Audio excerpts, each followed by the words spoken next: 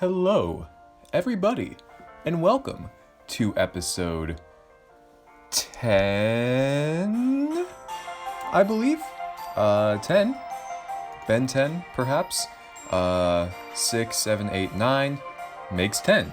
Yes, episode 10. Last time, we went to science club. We encountered Kyoko, and she knew because she saw us go with Naomi, so she kind of knew that we met up and did some stuff. So things were a little bit awkward, but she's like, hey, don't worry about it. I forgive you. But I feel like she didn't. Anyway, we called Naomi last night, and it was pretty epic. Now, we are meeting up with our date, who is Naomi, 9 o'clock on a Saturday. Not at school. This is after hours, extracurricular dating. Here we go. Let's get into it. Take a seat, and let's do this. Casting itself down upon me, a warmth, tender against my skin, beams down from above as the morning sun shines ahead. Also, last time, they mentioned the sun about 287,000 times, and they did it again. So, yeah. Each step down the street ahead, adding a mild yet fitting pattern of footsteps echoing out into the surrounding world. A chorus of urban life, guiding my path towards the train station. Every inch forward, further compelling the sounds of the world to resonate around, telling me I am getting closer.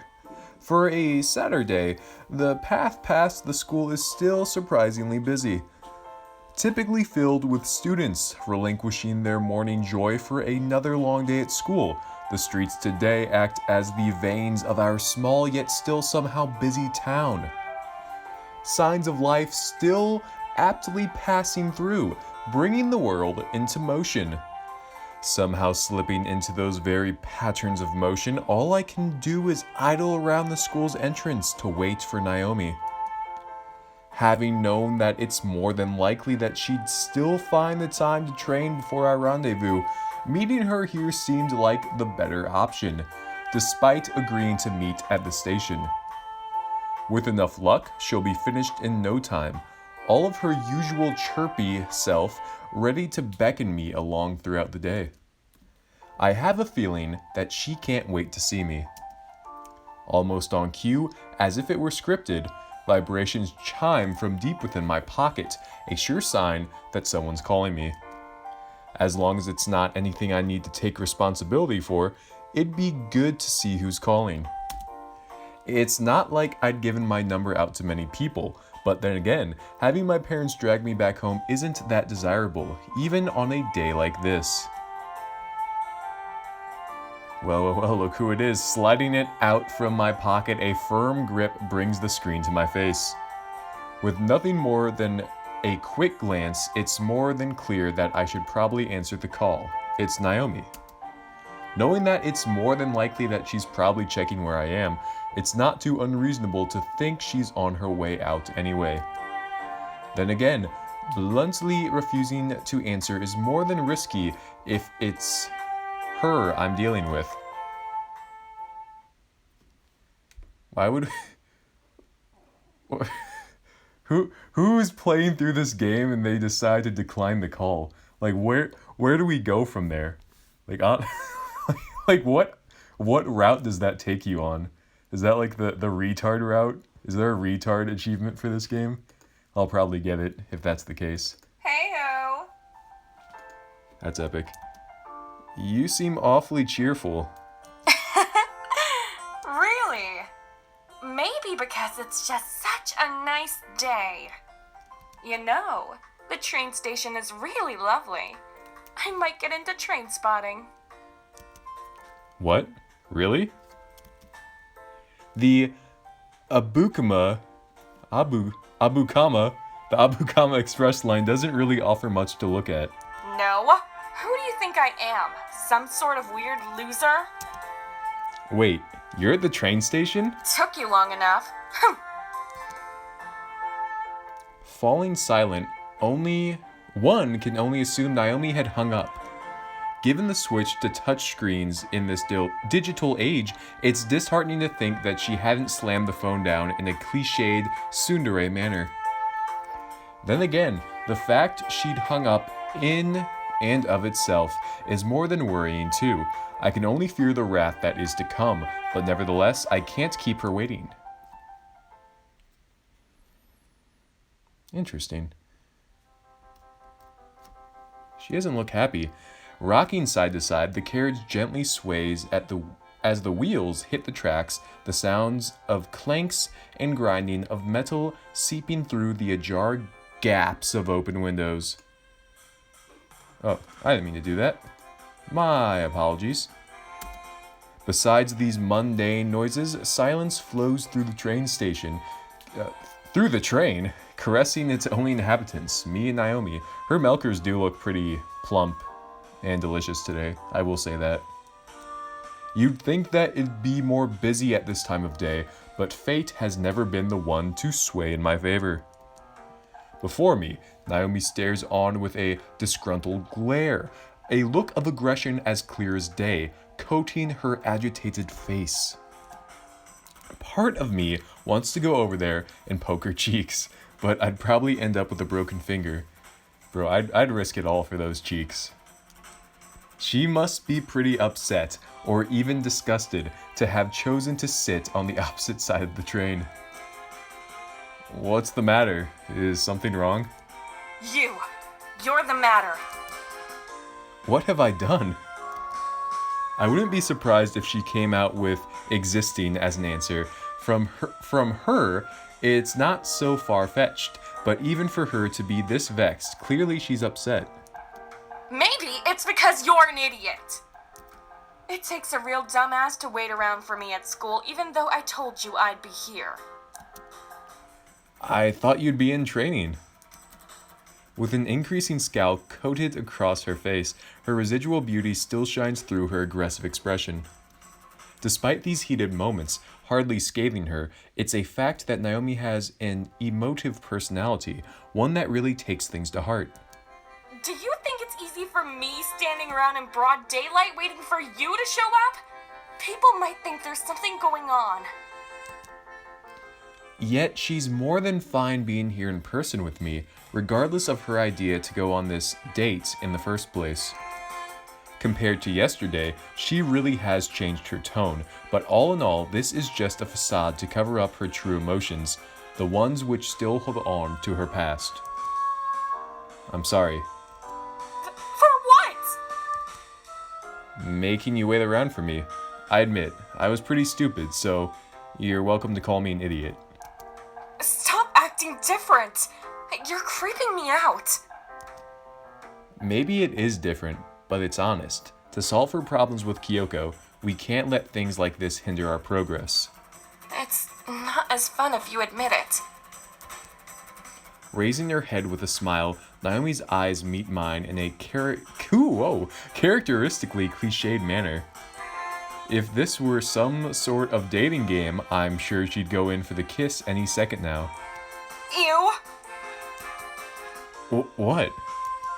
You're thinking something weird again, aren't you? I can tell by your face. As painful as it is, at least we're close enough to grasp each other's thoughts. Anyway, you wanted to talk about Kyoko, right? Right. But did we really have to go into town for it?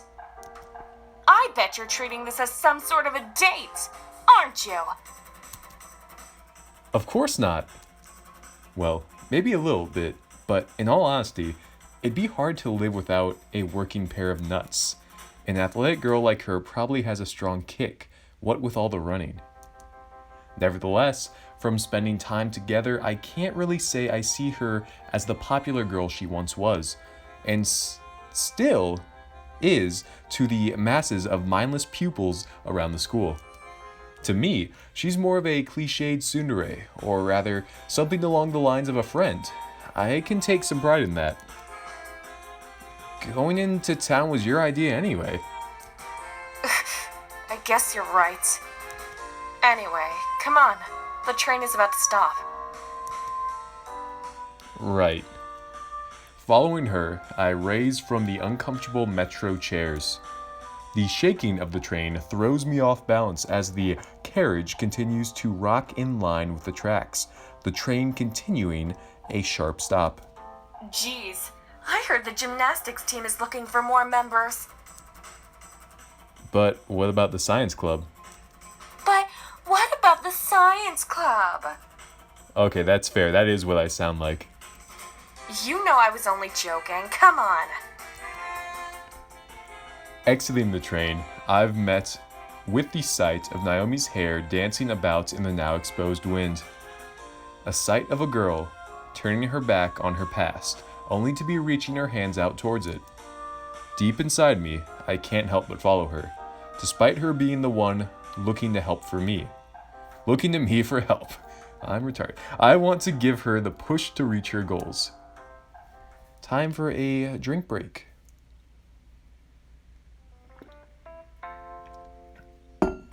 Okay. Tracksuit on, milkers exposed. It's chemically bonded time. Embraced by the now expected passing of people, the rhythm of urban life, and all that descriptive jazz, I stand with Naomi in the expanse around us. A pair of students alone in a world full of billions of people. Our triangle, Naomi, Kyoko, and I. One of many in this jigsaw of reality. Did you really have to wear your gym uniform here? You complain about people seeing us, but you stick out like a sore thumb around here. You look like you work for some otaku cafe. And you look like a punching bag right now, but you don't see me complaining about it. Her words, as sharp as ever, pierce through the very flesh of my self-esteem. There's no reason to punch me without hard-hitting talk like that. You know, standing around here with you in the middle of a Saturday kinda makes me feel depressed. Is it just the standing around, or the fact that you're with me? Maybe I'll think a little better after a coffee. I want to be able to talk about Kyoko after all. I'm gonna turn down the music just slightly, just because when she goes into that little tsundere whisper, it gets a little quiet. My controls went back to the double click bullshit, so it's not helpful, but it's all right. We'll make it through. As she turns to face me, Naomi's expression reflects the same look of pensiveness I'd expect to see. Her crystal blue eyes aim down in gloom towards the ground as a faint blush creeps over her cheeks, a bomb which needs diffusing. Let's get a move on. Without any consideration, Naomi moves her legs forward step by step in a newfound direction, somehow expecting me to follow behind. It's not like I wouldn't, but all in all, her actions, her words, each part of her, reflecting the emotions inside. Separated from Kyoko, her past now shattered, all she can do is rely on my help to soothe things over, to reconnect their bonds. Their chemical bonds, cue the intro. An arduous task, but one I'm set on doing. Both girls hiding their own feelings, yet still reveling within them. Come to find ourselves in the same contemporary cafe as our first endeavor into this wild urban world, Naomi quickly finds a table for two. Yeah, I'm sure we went here again, not because, to save on art design or anything, but because we really wanted to go here. That's the reason why. Her reflection, skirting across the glossed, reflective glass, embraced by the cityscape spanning the world outside. At this point, the feelings inside me all point themselves towards the same conclusion. She really doesn't care about whether we look like a couple or not. My breath steady, still waiting for her to comment on my own expression as I stare at my reflection in the window. One of contemplation. What are you doing? Ugh, never mind. It's probably something weird anyway. Since when was looking outside weird? Since now. Be proud that you set a trend for idiots who fetishize glass panes. Anyway, let's take a seat. There's a lot to talk about. Leading the way, Naomi edges her way through the cafe towards a small table tucked away in the corner. Whether that's to avoid us being seen or to find somewhere quiet would truly be a debate to discuss. Either way, with a sullen face looking on towards me, all I can think about is resolving her issues with Kyoko. Silence surrounds us, captivating my very thoughts. Well? She got tears in her eyes. Man. Raising her eyebrow, Naomi continues to gaze upon me like the art exhibit I really am to her.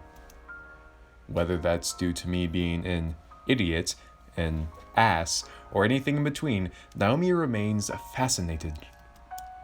Her ocean eyes, glassy, looking onwards towards me like two crystal headlights. What? It's nothing. All right.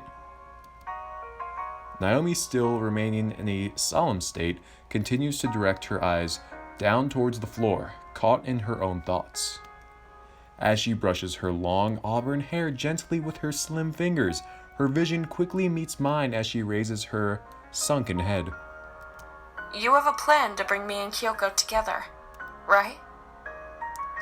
I've been thinking about it. It just seems hard to bring someone into it without giving them a clear idea. You! Naomi, her voice as stern as ever, now peers deep in my eyes, waiting for an answer. Why do you think I'm here? Because you're a weird stalker, just like the rest of them! Given that she's the school's most popular student, it's clear that she's obviously has her trust issues. Well, you are quite... If I were you, I wouldn't finish that sentence. attractive. Still, I told you I'll find a way. You will. You know, Kyoko's just like you. From what I've seen, Kyoko isn't exactly angry at her. In a way, she regrets the dissolution of their friendship too. That's why I want to bring them back together. And why's that? You were teammates, right? It's clear to me that you both regret your separation. We went a bit beyond being teammates. It was pretty apparent that we were friends before that. We used to do everything together. A relationship that's hard to break is even harder to fix. Shopping, eating, laughing, crying. Everything I did was with her. Is it really going to be that easy? Eyes sullen, Naomi creeps her eyes downwards to meet the floor, engrossed in her own misery and regrets. For a girl I'd once seen as bold and brash, the school's idol, her true self is once again laying before me as I continue to listen to broken sniffles against the aura of the cafe around us. Not to kill the mood, but bold and brash more like belongs in the trash. Sorry, back to the story. Her complexion, now reddened, matches that of a blooming rose as she hides herself away, directing her watery eyes to the side. Even if it isn't easy, I told you I'd find a way, didn't I? You'd rather me keep at it too, rather than giving up, right? Even though, as it stands, I haven't actually done much yet. Kyoko means a lot to you. That means I have to try.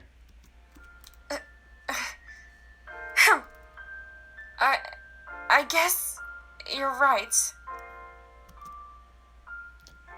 You can't stick your head in the sand and ignore the challenges before us, but it's not like we aren't facing them together.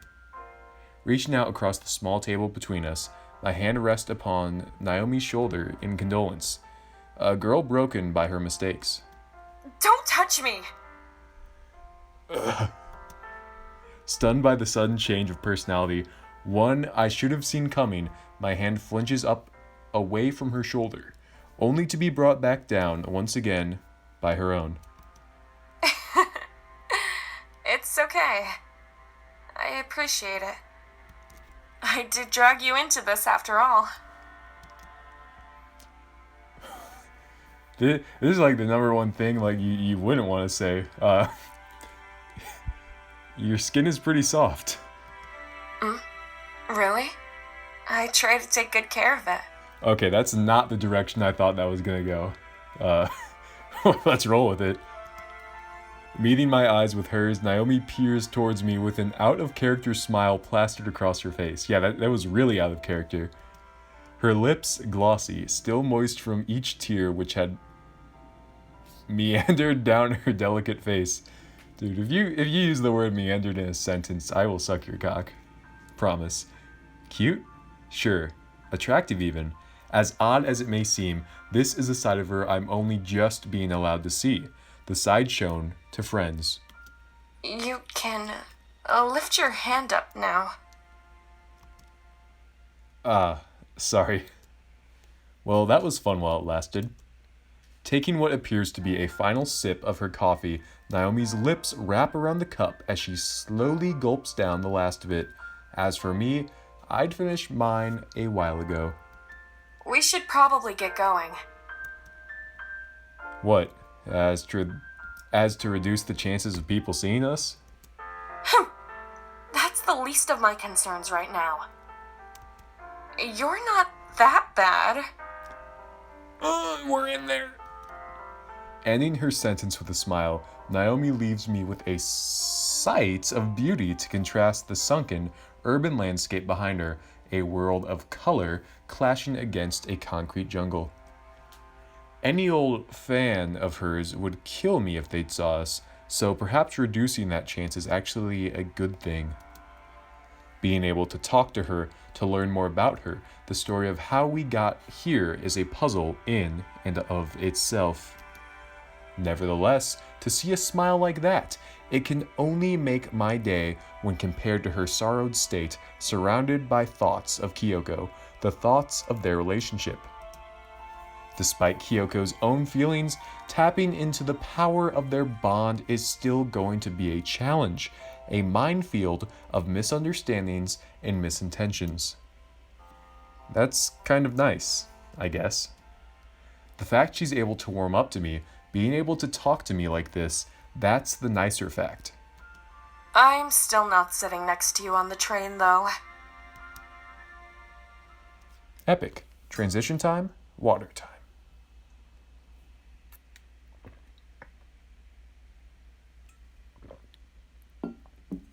That was a good quote. Too busy drinking my water. Oh, dude. No, oh my gosh, those shorts, bro. Oh my gosh, dude. I'm gonna coom. I promise you, I'm gonna coom. Back to the story. Masked by the expanse of darkness, nothingness, the room around me, whatever it is, I sit within the silence as I look down at my dimly lit desk.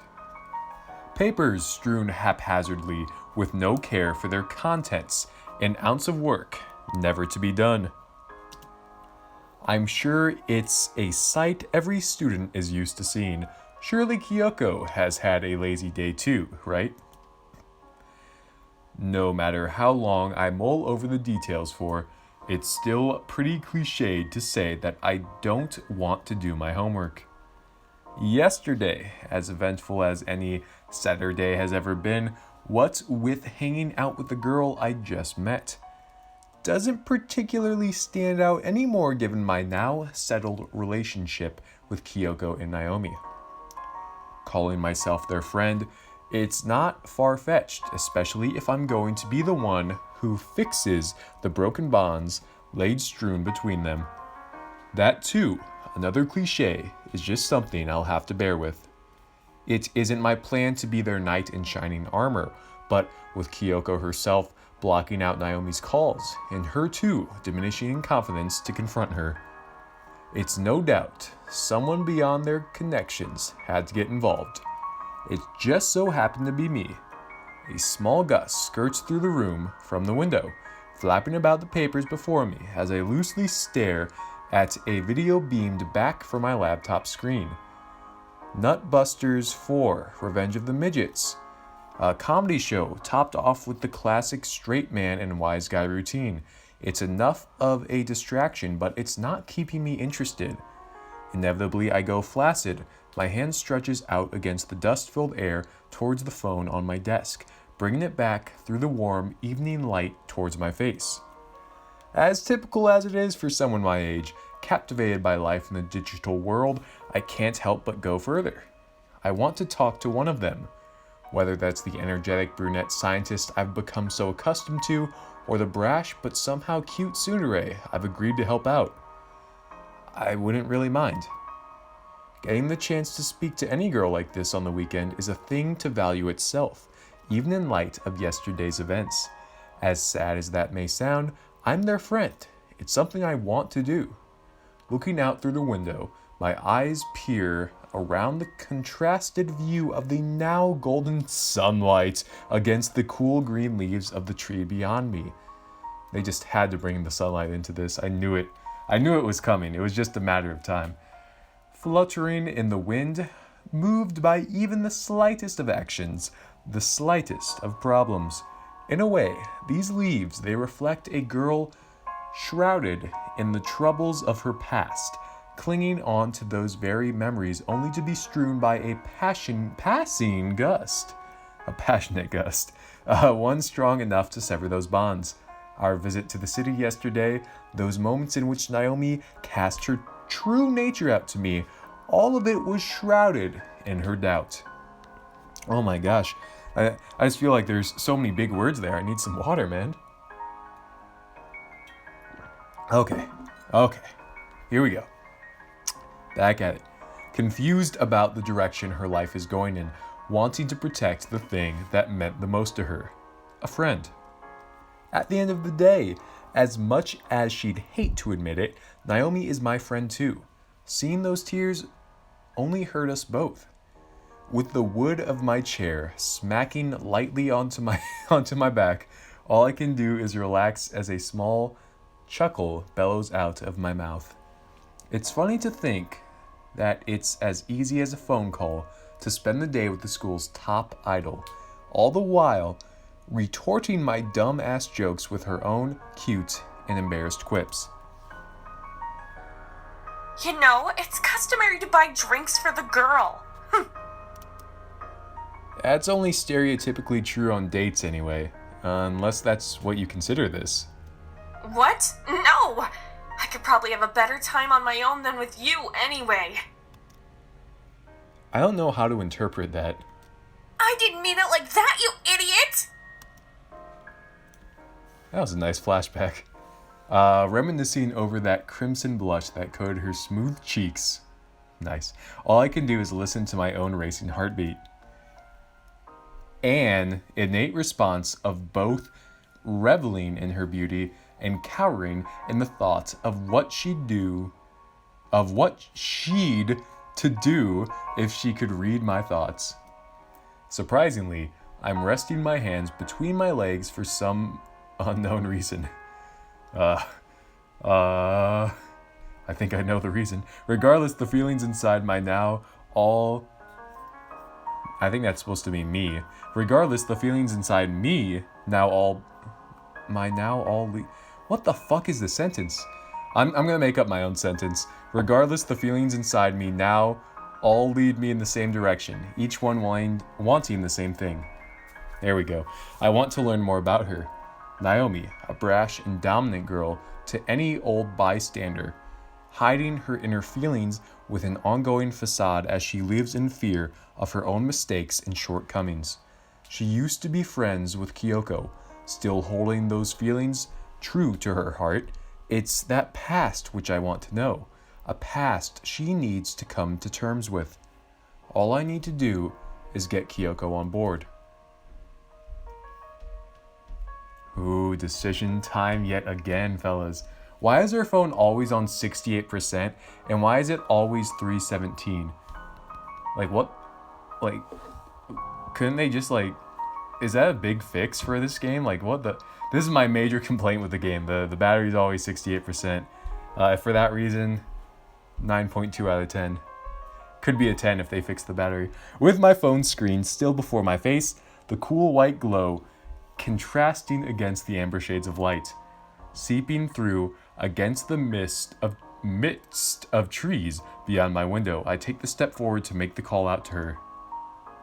Having got myself roped into this, the action itself is now trivial as the days have gone on and on. My position, ever clearer, having never even spoken more than a sentence to the two of them throughout my 3 years of high school, here I am, their friend. Call someone is our current objective. Current objective, survive. Okay. Markap's train of thought, Markap's thought process. Hear me out. We obviously have two options. Okay. So that's the first thing you always have to do when making a decision. You lay out how many options you have. I guess we have 3. I could just delete the game, but that doesn't really help anyone because I enjoy this and I hope you do too. If we call Naomi, I mean, we really like Naomi, but at the same time, if we completely alienate Kyoko, like how will we get the relationship back to what it once was? Do you see what I'm saying? But at the same time, this is a hard one. I'm not flipping a Chuck E. Cheese token because they're the same on each side. Again, I think I'm just going to go with my heart here, and my heart is telling me to call Naomi. But, man, this is a tough decision for me. I ain't gonna lie, but here we go. I did it. No going back now.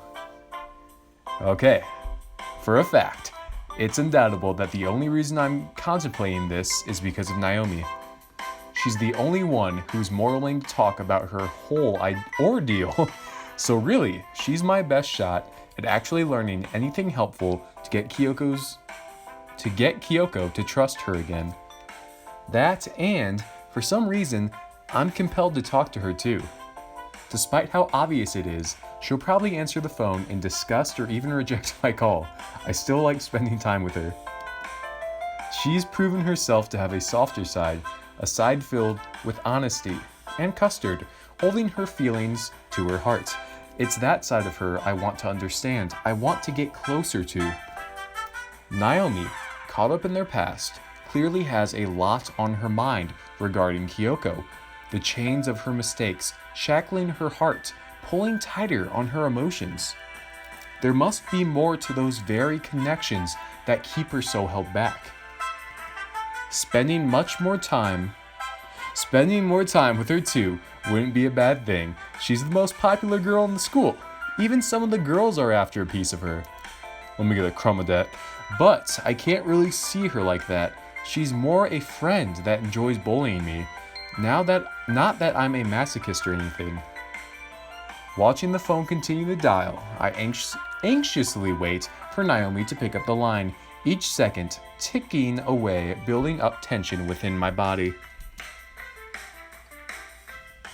That's the last of the water. I hadn't realized how uneasy I was before, but given the chance to call the Naomi Sato outside of school is still a big responsibility. Those feelings continue to grow, despite the fact I'd spent the day with her yesterday. Trailing into the silence, the sounds of a breathing girl quickly consume the line as we both wait patiently for the other to talk. She's answered. What are you calling for? What makes you think I'd still want to talk to you? You answered the phone, didn't you? So, how do I know it's not something important like my pizza or something? I didn't think she'd be the type to order pizza at this time of night, let alone having to stay in shape for the track team. Yet somehow, I can imagine her sitting alone crying over Kyoko as she takes another cheesy bite between her lips, subduing her woe with pepperoni and double stuffed crust. Because you have me as a contact. You knew it was me before you even picked up. The line falls silent as I realize Naomi has left me hanging, no doubt, in an angry fit of embarrassment. Dialing her number once again, she soon answers with a retort filled with bitterness and cutesy spite. What do you want? Leave me alone. You forgot the humph. I'll hump my foot in your ass if you don't shut it. Oh, I need it. No, please don't. Anyway, it's about Kyoko. Of course. It's about Kyoko. Please, go on. Now varnished with emotion, with dejection, Naomi's voice trails off into silence as she breathes down the line, waiting for me to continue. Did you want to meet up tomorrow, after I finish in the science club? It'd give me an opportunity to tell you what she's been saying, and it's not like you wouldn't be staying behind too. Athletics captains don't exactly get to sprint out the gates before everyone else. It's guaranteed she'd be staying behind the train. Don't gloss it over. The real question is whether I want to spend my evening with you covered in sweat. You make that sound... I already know what you're going to say, and you know exactly what I'll respond with. I wouldn't go there if I were you. Maybe I should, just to tease her, but part of me wants to keep living. Anyway, there are showers there, right? Can't you just use them? I would, but... But what? I don't like people watching me. Embarrassment lingers in her voice. She's probably blushing. You're all girls though, right? What's the problem? I just don't, alright? You've heard the rumors? Oh, right. With that sort of popularity, it's no surprise. I used to shower at Kyoko's house. She lives closer to the school. And I'm guessing you don't anymore. Ignoring the various thoughts flowing through my mind, all of which involving the two of them, I continue on with the conversation as normal despite expecting an obvious answer. Of course not, you dumbass! Ugh. I don't even know why I'm friends with you. At least she considers us friends now. So, I'll take it you don't want to meet up with me then. Fine, I will. Just don't think of it as a date. It's not every day I meet up with a guy after school. Resonating with passionate disgust, it's not surprising that's the first thing she'd say. Just don't think of it as a date.